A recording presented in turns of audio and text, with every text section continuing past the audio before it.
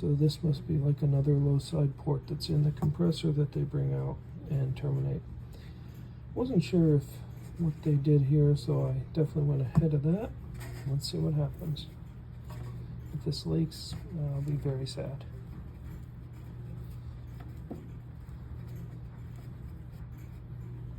Okay, so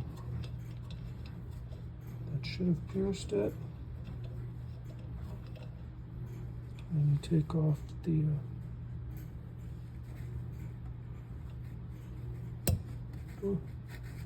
take off the little thingy, and then, yep. So I will update what I figured out, or eventually I'll give the summary. This GE profile refrigerator freezer. I had to add the port. I checked everything. I inspected the evaporator. It was it's clean. It wasn't even icing up, which is odd. Did a time test where I disconnected it, make sure when I reconnected, if it was in the defrost, then it should work. It didn't.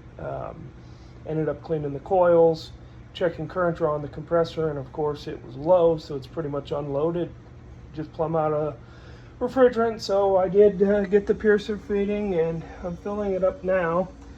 I've added 3 ounces, and this system takes 4.25, so I'll charge it up and see how long it holds, basically. So I've been monitoring this fridge freezer since I charged it. It was out of refrigerant, so obviously stopped cooling. Had to add the service port. It's just taken quite a while. It's only at 22 degrees in the freezer, and it's about 48 degrees in the fridge at 4 hours after turning it on and letting it run. So anybody out there know, refrigeration people, is that about normal, or we got something else going on?